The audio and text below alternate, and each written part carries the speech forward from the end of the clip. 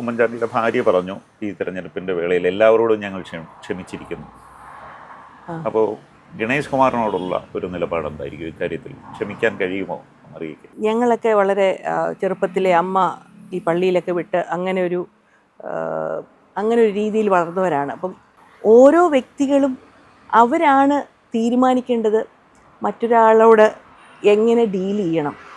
Opposite ഇരിക്കുന്ന ആൾക്ക് എന്ത് ഫീൽ ചെയ്യുമെന്ന് ഞാൻ താങ്കളെ എന്തെങ്കിലും പറഞ്ഞാൽ എനിക്കെന്ത് വിളിച്ച് പറയാം, പക്ഷേ താങ്കൾക്ക് എന്ത് ഫീൽ ചെയ്യുമെന്നുള്ളത് ഞാൻ ചിന്തിക്കാൻ ഞാൻ സ്വയം തന്നെ പഠിക്കണം.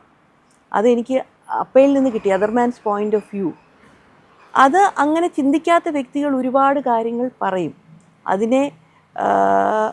അതിനെ നമുക്കിപ്പം ഞാനൊക്കെ ഇപ്പം ഇഗ്നോർ ചെയ്യാൻ പഠിച്ചു. അമ്മയെപ്പോലെ ഉള്ള വ്യക്തിക്ക് അമ്മയും അപ്പയൊക്കെ ക്ഷമിക്കുന്ന വ്യക്തികളാണ്. അവർക്കൊക്കെ ക്ഷമിക്കുമെന്ന് പറയാനേ സാധിക്കുകയുള്ളൂ.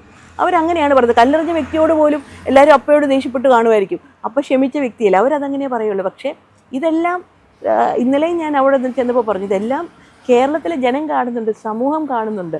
അവരത് ക്ഷമിക്കുമോ ഇല്ലയോ എന്നുള്ളതാണ്.